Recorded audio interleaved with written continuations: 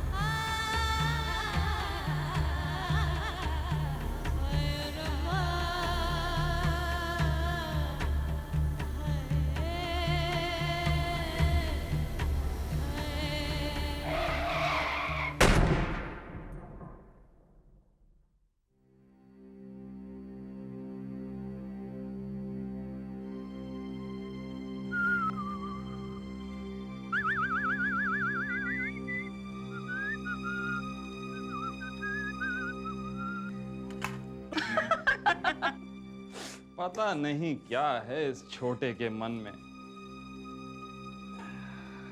हर दूसरे दिन इरादा बदलता है। जाने क्या करने वाला है, क्या पढ़ेगा, कहाँ पढ़ेगा, कुछ बतियाता ही नहीं। अब आते ही टोकिएगा नहीं जी, अभी इम्तिहान हुए हैं, थोड़ा सुस्ताने दो। अब जो कुछ करेगा अच्छा ही करेगा। वो क्या कहते हैं उसे, वो हमेशा फर्स्ट क्लास ही पाया है।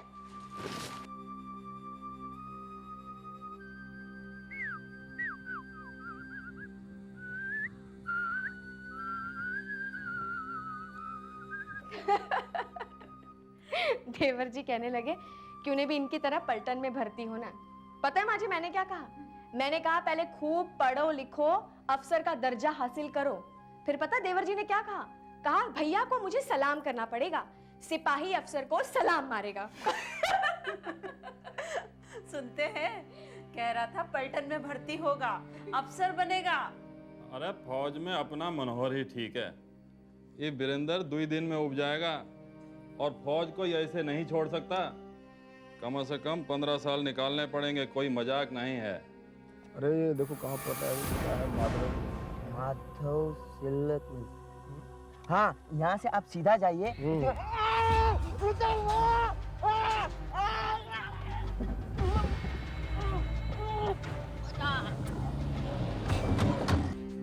कुछ भी करे लेकिन हमारा जमीन भुलाना नहीं चाहिए।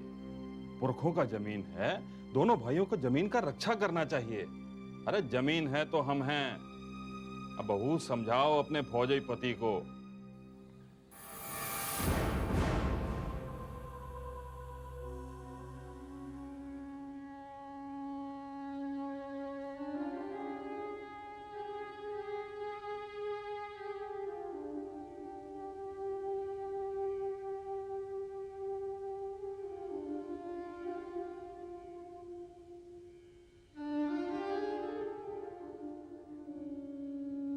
वीरेंद्र, छोटे,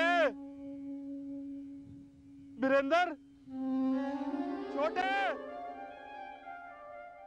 आप मेरी कंप्लेंट क्यों नहीं दर्ज करते?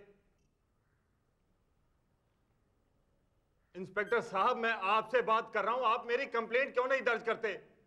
मेरा बेटा घर नहीं आया है। आप सुन भी रहे हैं या नहीं? पहले ही सुन लिया था हरि सिंह जी, और जवाब भी दे दिया था। जाइए, 3-4 दिन न मिले तब आइएगा। कैसे कैसे चला जाऊं? आप मेरे बेटे को ढूंढते क्यों नहीं? जो सोया हो उसे जगाया जा सकता है, जो खोया हो उसे ढूंढा जा सकता है। समझ रहे ना आप? समझे कि नहीं समझे? नहीं? हरी सिंह जी, जो खोने का ढोंग कर रहा हो तो उसे कैसे ढूंढा जा सकता है, बताइए आप। भाई देखिए, कुछ भी हो सकता है। पर्चा खराब हो गया हो, गांजे चरस की लत लग गई हो, इश्क मुश्क का भी चक्कर हो सकता है, हीरो बनने का शौक, बम्बई कलकत्ता भाग गया हो। हाँ, वो क्या उम्र बताई थी आपने अपने लड़के की? 17 साल ना? अभी बच्चा है वो। कमाल करते हैं आप, इस उम्र में तो आप बाप बन गए होंगे। एक काम कीजिए, आप जाइए, जाके आराम से सो जाइए, जाइए, जाओ, लास्ट टाइम कह रहा हूँ। हरबीर सिंह जी, नमस्कार। नमस्कार लाला राम जी। आइए आइए लाला राम जी, आइए आइए आइए। आप आते हैं तो तबीयत बन जाती है। लीजिए जलेबी खाइए। गर्मा गर्म। हरी सिंह जी, आप यहाँ सब ठीक ठाक तो है ना? जलेबी खाइए। जी नहीं, धन्यवाद। क्या बात इंस्पेक्टर, हरी सिंह जी कुछ परेशान नजर आ रहे हैं? लाला राम जी, दरअसल किसी की भैंस दूध कम देती है तो भी यहाँ रिपोर्ट लिखाने चले आते हैं। हम बैठे हैं ना सरकारी नौकर रिपोर्ट लिखने के लिए। गांव के जमींदार लाला राम को पुलिस स्टेशन में देखकर रिटायर्ड पोस्टमास्टर हरी सिंह को तुरंत दाल में कुछ काला लगा, क्योंकि लाला राम और हरी सिंह की जमीन को लेकर पुरानी दुश्मनी थी। हरी सिंह के पास कोई खास चारा भी नहीं था। उसने 2 दिन इंतजार किया अपने छोटे बेटे बीरेंद्र की वापसी का। इन 2 दिनों में उसकी पत्नी दुर्गा देवी की हालत काफी खस्ता हो गई थी। बड़ा लड़का मनोहर फौज में सिपाही था, जो खबर सुनते ही अपने फ्रंट से खास छुट्टी की दरख्वास्त कर अपने छोटे भाई की तलाश में गांव आया। मनोहर बाबूजी।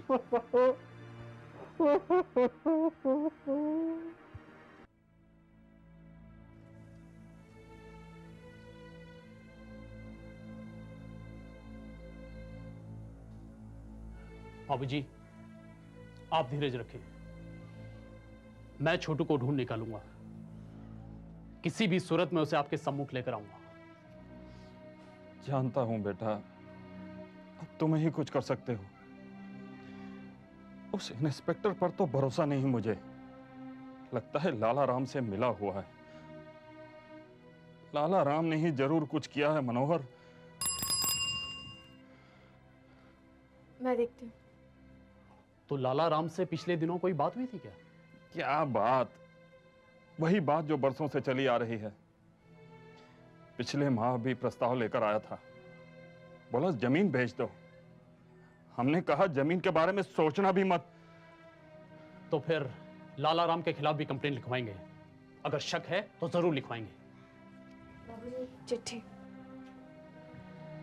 तुम्हें ही पढ़ो बेटा। इसकी आदरणीय हरी सिंह जी प्रणाम। मेरा नाम जवाहर सिंह है और दुर्भाग्यवश मैं खोरा सेंट्रल जेल में उम्र कैद की सजा काट रहा हूँ। आपका बेटा वीरेंद्र मेरे गिरोह के कब्जे में है। घबराइए नहीं, उसकी अच्छी तरह से देखभाल की जा रही है। फिरौती की रकम सिर्फ 2 लाख रुपए। कब और किसे देना है ये जानने के लिए मुझसे आकर जेल में मिलिए। सोमवार 3-4 बजे। पुलिस के पास मत जाइएगा, गिरोह वाले नाराज हो जाएंगे। आपका आदरणीय जवाहर।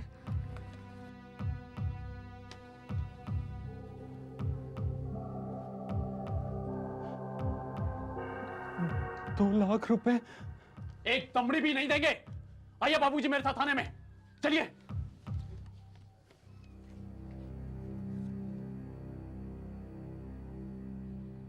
इंस्पेक्टर साहब, आप ये खेलना बंद करेंगे? नहीं करेंगे। क्या कर लोगे? ट्रक के नीचे कुचल दोगे या बम से उड़ा दोगे? ये फालतू बातें बंद करो और एफआईआर दर्ज करो। इतने दिन हो गए हैं मेरे भाई को अगवा किए हुए, अभी तक आपने कोई कंप्लेंट नहीं लिखी। अगर फौज में ऐसा होता ना। फौजी, फौज की धमकी मत देना, समझे? बहुत देखे हैं तुम जैसे। तुम्हारे बाप से कह दिया मैंने, कोई केस नहीं बनता। क्यों नहीं बनता कोई केस? क्यों नहीं बनता कोई केस? ये लेटर देखो, जेल से आया है। साले क्रिमिनल जेल में बैठ के फिरौती मांगते हैं। कानून का मजाक बना रखा है तुम लोगों ने। अरे तो ठीक है ना, जाओ जाकर दे दो फिरौती और छुड़ा लो अपने भाई को। तुम्हारा भाई भी छूट जाएगा और हम भी तुम्हारी काएं से बच जाएंगे। जाओ। तुम्हें अंदाजा है तुम बोल क्या रहे हो?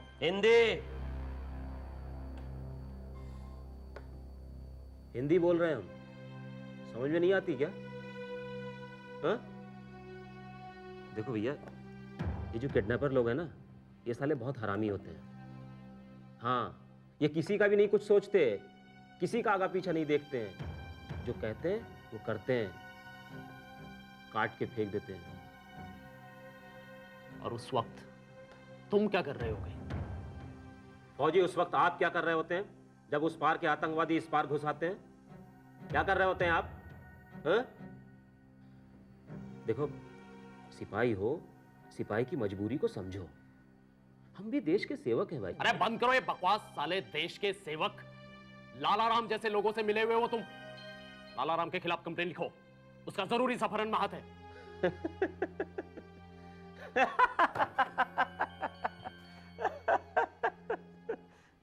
2 लाख की फिरौती और लाला राम का हाथ। तुम्हारा दिमाग तो नहीं खराब हो गया है? तुम्हें पता है लाला राम 2 लाख रुपए की जलेबी सालाना खाता और खिलाता है, समझे? जरूर तुम अपनी पुरानी जमीन की दुश्मनी को लाला राम के साथ जोड़ रहे हो। लाला राम को उससे अलग कर दो। और वाकई तुम्हारे भाई का अपहरण किया जवाहर सिंह ने, तो जाओ फिरौती दे दो, छुड़ा लो अपने भाई को। हाँ? इंस्पेक्टर आरबी सिंह, मैं तुम्हारी कंप्लेन करूंगा। ऊपर के अधिकारियों को बताऊंगा कि तुम साले कैसे अपनी ड्यूटी करते हो। मैं बहुत ऊपर तक जा सकता हूं और जाऊंगा। अरे जाओ यार, जाओ, जहां जाना हो जाओ, मेरा दिमाग ना खराब करो। सरदर्द होने लगा मेरा यार। जाओ। हेलो, अरे लाला राम जी, हाँ कैसे हैं? बिल्कुल ठीक हूँ, आराम से बैठा हूँ।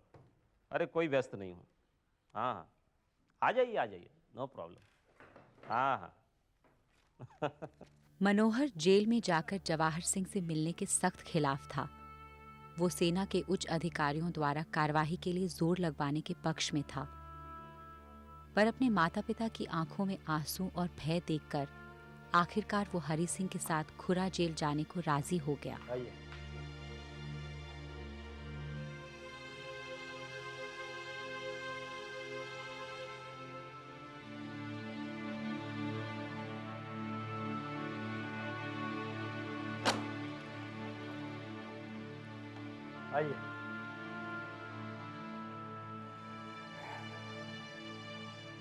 जवाहर, ये हरि सिंह है और उनके बेटे मनोहर। ये कहते हैं इन्हें तुमसे कुछ खास बात करनी है। प्रणाम प्रणाम। खास बात।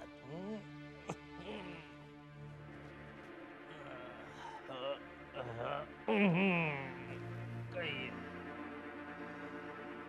कहिए। ठीक है, मैं बाहर रुकता हूँ। जो भी बात करनी है 15 मिनट में कर लेना, ठीक है?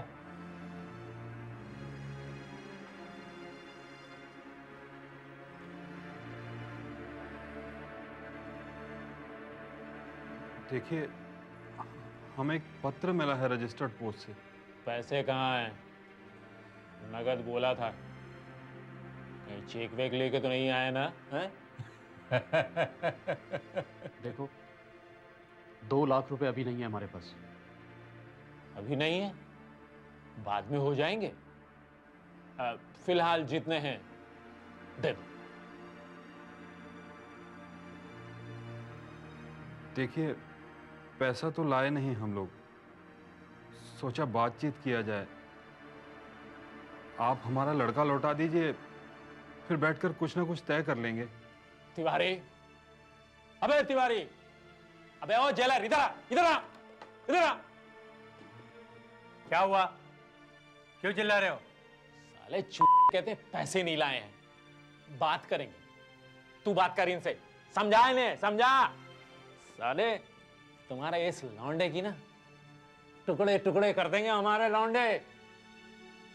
मरने की तो उम्र नहीं लगती इस हरामी की। समझा समझा समझा इन्हें, समझा। हाँ ठीक है ठीक है।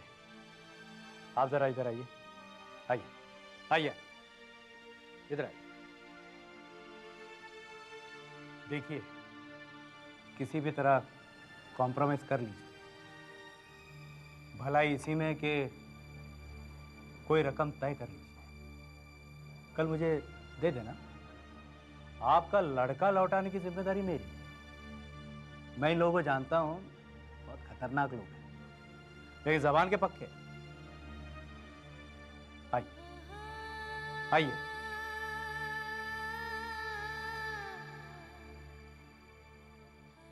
देश के लिए जान देने को तैयार मनोहर से देश के अंदर की सड़न की बू सही नहीं जा रही थी।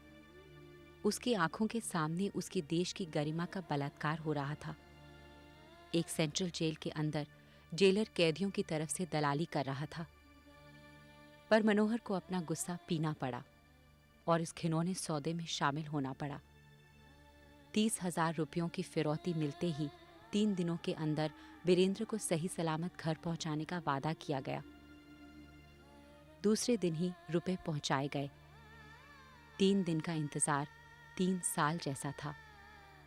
पर 3 दिनों बाद भी वीरेंद्र का कोई नामो निशान नहीं था।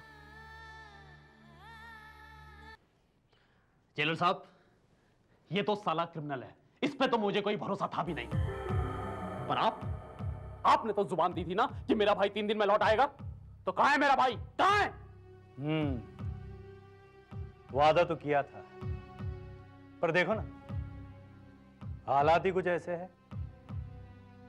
जवाहर, कुछ बोलो। किस मुंह से कहे? साले हमारे ही लड़के बगावत पे उतर आए हैं। कहते हैं 30,000 मुंह पर फेंक मारो। सरदार की जुबान की कीमत नहीं दे रहे, और हम यहां अंदर बंद हैं। कर क्या सकते हैं? तुम्हारा लौंडा है भी तो उन्हीं के पास। तो अब हम क्या करें? आप ही कोई उपाय बताइए ना। कुछ करेंगे तो नहीं ना हमारे वीरेंद्र को? अब हम कैसे कहें? हमारी सुनते ही नहीं। लेकिन एक उपाय है। और पैसे चाहिए तुझे, हैं साले? और पैसे चाहिए तुझे? समझदार है आपका लौंडा हरी सिंह जी। क्या बकवास है? क्या हो रहा है आपकी जेल में? कोई कानून नाम की चीज है या नहीं?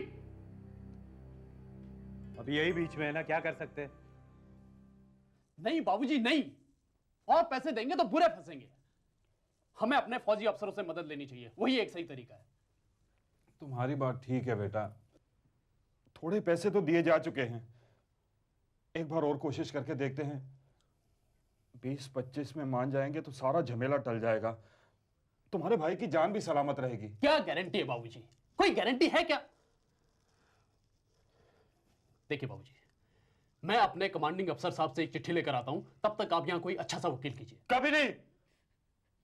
कोर्ट कचहरी की बात मत करना फिर कभी। मेरे दादा यानी कि तुम्हारे परदादा।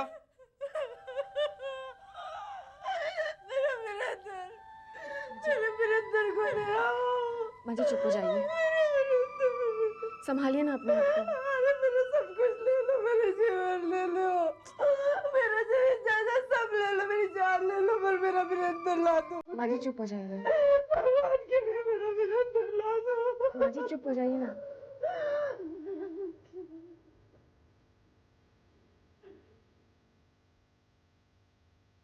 बाबूजी, क्या चाहते हैं आप उनसे? क्या करें हम? क्या करूं मैं? मामला पैसे देकर ही हल होगा मनोहर। बातचीत करके कोशिश करेंगे कम में छुड़वाने की।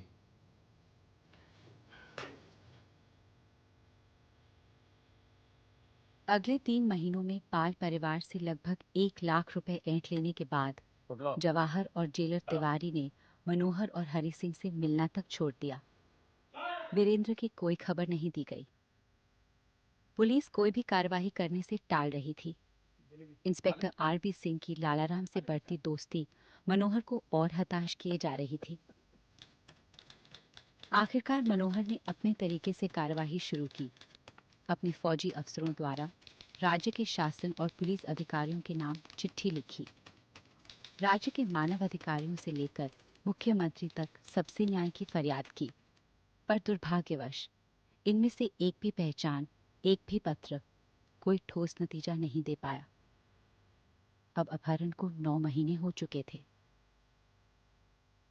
हताश होकर मनोहर मीडिया के पास गया और उम्मीद की एक किरण दिखाई दी। अखबारों में छपी खबर ने सारे राज्य में सनसनी फैला दी। राजनीतिक दबाव में आकर आरबी सिंह को मनोहर का केस दर्ज करना ही पड़ा। केस तो मैं मजबूरी में दर्ज कर रहा हूं मनोहर सिंह। तुम्हें मेरे खिलाफ प्रेस में नहीं जाना चाहिए था। गलत किया तुमने। सही गलत मैं तुमसे नहीं सीखूंगा इंस्पेक्टर। तो मुझे यह बताओ कि तुमने मेरे भाई को छुड़वाने के लिए क्या कार्रवाई की है? कार्रवाई हो रही है, सुराग मिलेगा, पता लग जाएगा। और जवाहर जवाहर को हिरासत में क्यों नहीं लिया? हमारा काम हमें मत सिखाओ। वो कुत्ता वैसे भी उम्र कैद में है और उसका गिरोह बगावत कर चुका, वो क्या कर लेगा तुम्हारा? और लालाराम को गिरफ्तार क्यों नहीं किया? लालाराम को गिरफ्तार क्यों नहीं किया? लालाराम कोई चलता भिखारी है जो उसे गिरफ्तार कर ले? लालाराम कोई आए चुप है जो उसे गिरफ्तार कर ले? हैं? लालाराम को गिरफ्तार क्यों नहीं किया? कोई सबूत है उसके खिलाफ तुम्हारे पास? मैं सबूत भी ले आऊंगा इंस्पेक्टर। यह गलतफहमी है कि एक्सटॉर्शन और किडनैपिंग के शिकार केवल अमीर लोग होते हैं। आंकड़े बताते हैं कि अक्सर मध्यम वर्गीय लोग इस भयानक अपराध का शिकार बनाए जाते हैं, क्योंकि इन्हें बड़ी आसानी से डराया जा सकता है। इनके कोई कॉन्टैक्ट्स नहीं होते और पलक झपकते ही ये अपनी जिंदगी की सारी पूंजी देने को तैयार हो जाते हैं। जैसे मनोहर पाल तैयार हुआ। वीरेंद्र कहां था, किस हाल में था, ये सिर्फ भोला बता सकता था जिसने उसका अपहरण किया था। क्या अंजाम था इस हकीकत का, ये जानने के लिए अगले हफ्ते इसी दिन इसी समय फिर मिलेंगे।